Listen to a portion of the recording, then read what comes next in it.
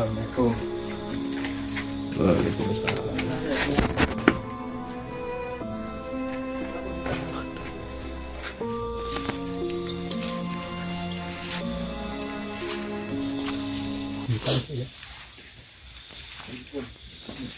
Assalamualaikum warahmatullahi wabarakatuh. Masih bersama kami dari tim Prank Kapuk untuk menyusuri kolam yang terbengkalai, tepatnya di mana Mas? Banyurip.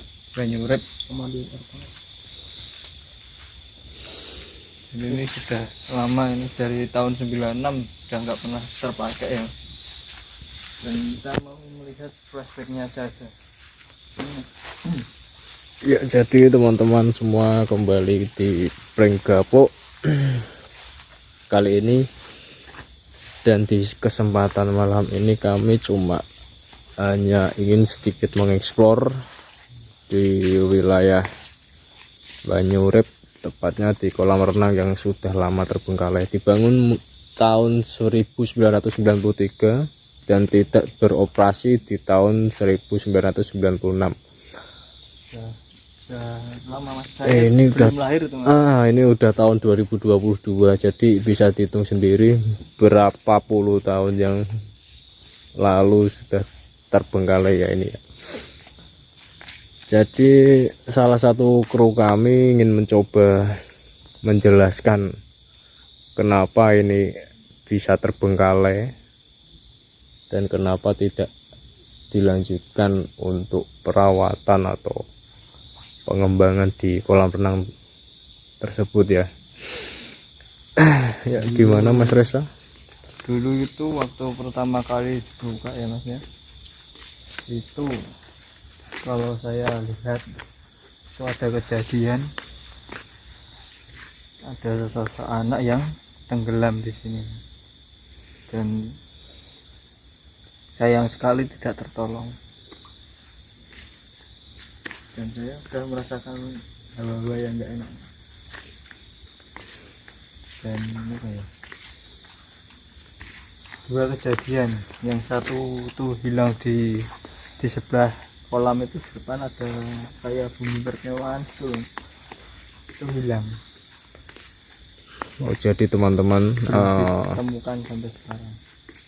yang satu dikarenakan meninggal karena nggak bisa berenang ya, mungkin ya, tercebur mungkin ya, Bisa jadi seperti itu. Yang satu hilang di bumi perkemahan depan kolam renang ini ya. Jadi sampai sekarang pun belum ditemukan, konon katanya seperti itu. Ya mungkin pohon pun udah tuang. ini sedikit mengeksplor aja, butuh penerangan aja karena sembari cerita ya Mas ya, flashback aja ke masa lalu, masa dulu sebelum ini ditutup. Astagfirullah. Auranya emang berat ya Mas ya. Ya teman-teman, ini sosok pohon mungkin usianya udah ratusan tahun, ini besar sekali ini ya. Mungkin teman-teman saya ada sedikit interaksi, dan ini dulu kolam ya, kolam kecil ini. Ini tempat ganti ya ini ya. Ini kamar mandi. Kamar mandi ya. Iya, ini kamar mandi. Dari bentukannya itu mirip kamar mandi. Kalau lebih tepatnya sih buat bersalin. Ganti ya. Ganti baju. Tempat ganti ini lebih tepatnya ya. Saya penasaran di bawah pohon ini Mas ya. Ini dulu itu kayak kolam kecil. Oh iya. Ini kalau di desa itu bisa jadi sumber buat mandi tuh kali. Ya mungkin ada benarnya kalau sumber urip ya. Iya, ini mungkin ya dinamakan sumber. Yang dinamakan sumber mungkin di sini. Untuk alasan kenapa ditutupnya, mungkin Mas Reza bisa sedikit menjelaskan kalau ada gambaran dari masa lalu yang boleh diceritakan aja Mas ya. Nah, saya tanya sendiri sama yang udah lama di sini menjaganya.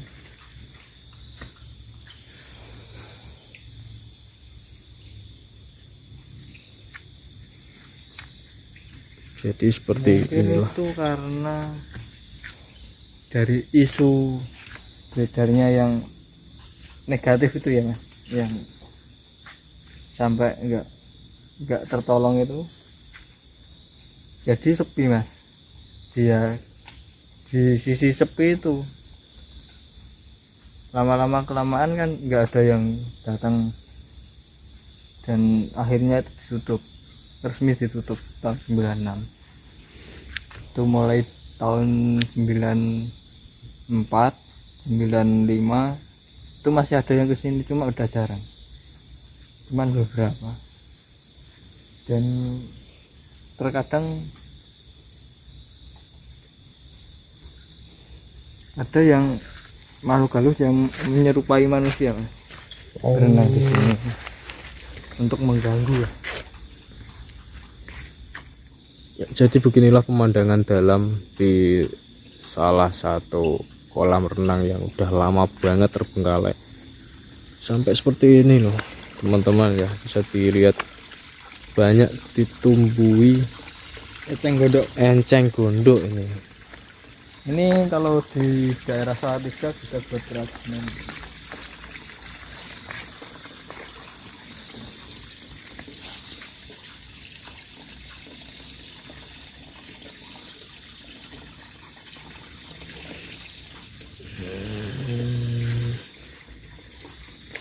Agak luas ternyata ya Mas ya ini. Ya. Awas Mas, licin. Kalau mau jalan ke sini takut ada ularnya. Ini Oh, ini ada taman bermain ya ini ya. taman bermain. Biasanya di kolam renang itu ada Mas, taman bermain. Terlalu rimbun, takut kalau ada ularnya ini Mas ya. Terus juga akses menuju ke sini dibilang kurang worth it ya. Berbatu jalannya. Berbatu. Dibilang mengerikan ya mengerikan. Ini kira-kira berapa meter ya Mas dalamnya ya? Mungkin cuma 1,5 Mas.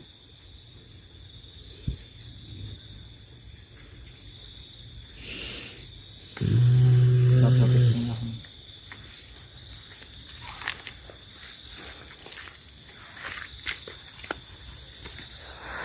Ada yang mau ditambahkan Mas Reza mengenai cerita-cerita dari makhluk gaib yang ada di sini, mungkin bisa ditanyakan sedikit apa yang mungkin Mas Reza tahu sosok yang dibilang bisa merajai di sini atau yang paling besar energinya di sini, Ada.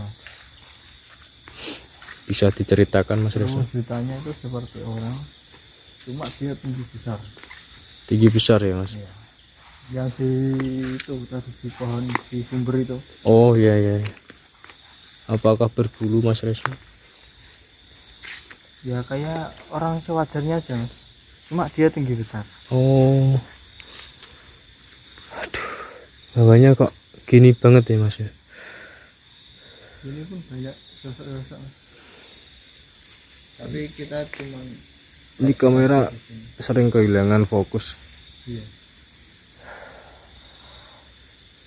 Inilah yang dinamakan penelusuran jalan-jalan malam. Kita bisa flashback ke dahulu lampau. Itu tahun 96 udah nggak dibangun, dipakai. saya belum lahir. 5 tahun lagi baru lahir. Sama Mas ya, saya 93 juga belum lahir. Selisih 1 tahun Mas. Kalau pohon ini udah puluhan tahun lah. Kalau pohon ini itu sebenarnya besarnya itu lama. Ini udah segini loh mas. Udah sebesar gini berarti ini udah puluhan tahun ini. Lama, pohon paling lama besar ini yang pohon ini. Paling lama besar.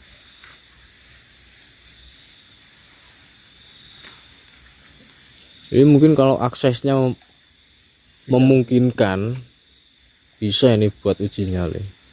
Cuma karena aksesnya kurang bagus. Aksesnya itu kesininya yang kurang bagus.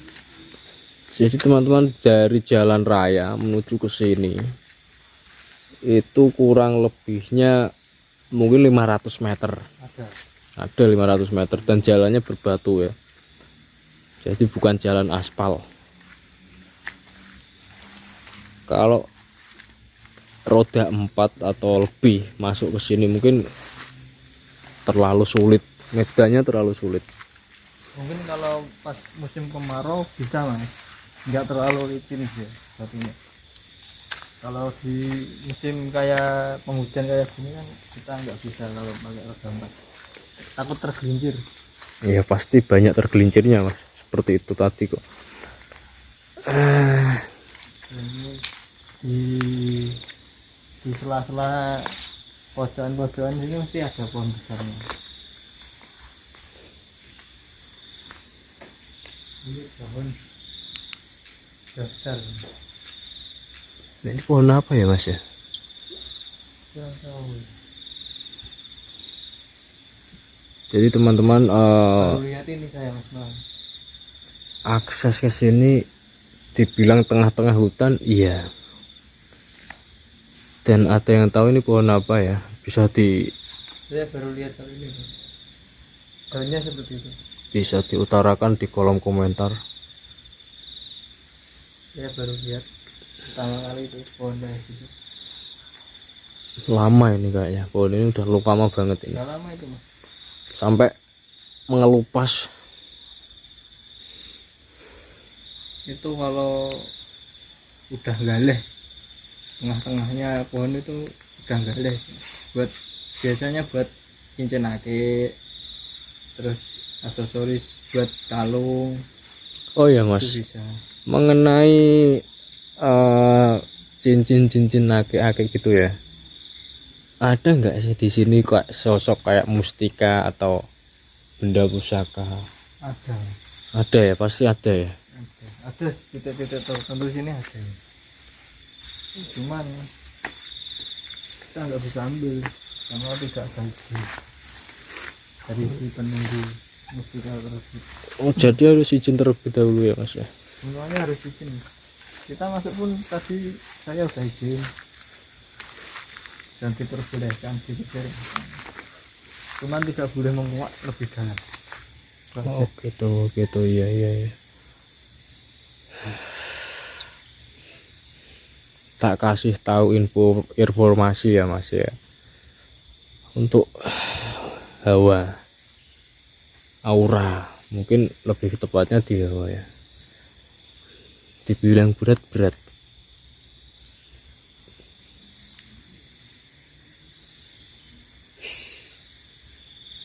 Waduh, makin kesini makin berat mas ya.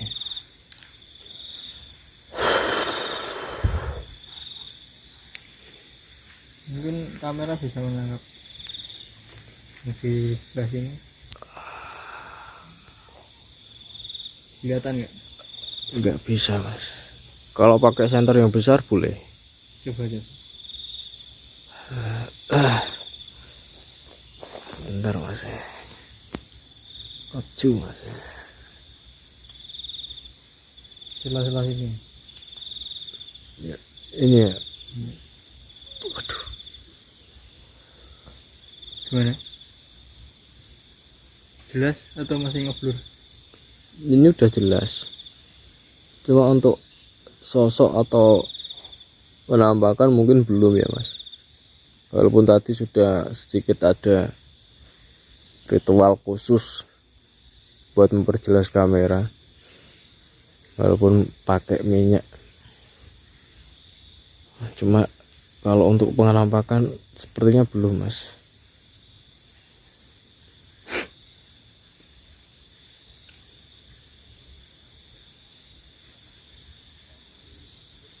yang di sana agak-agak kurang jelas sih.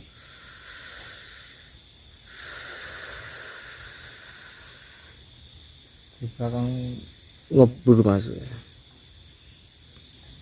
Tak coba tak fokus ki bentar.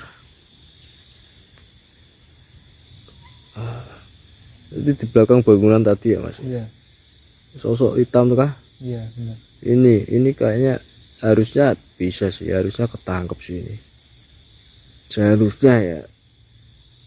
Cuma entah nanti para viewer aja yang mengutarakan.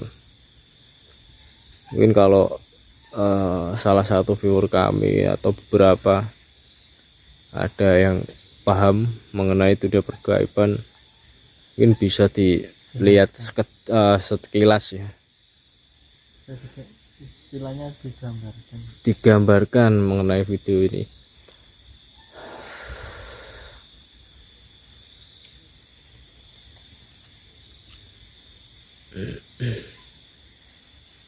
ini yang paling besar. Oh berarti ngumpulnya di sini semua ya mas ya, energi terbesar di sini ya. Di sini.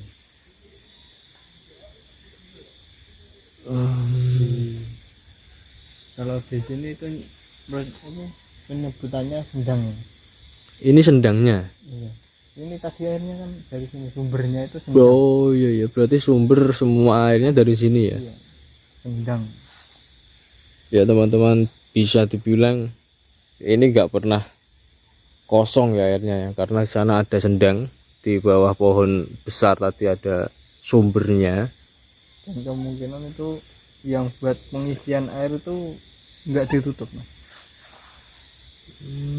Jadi dia dibuka. ada airnya terus. Ya mungkin di gubuk tadi ya, bawah gubuk tadi, Iya. kotaan tadi ya, yang buat mengalirkan air ke dalam kolam ya mungkin ya mas ya.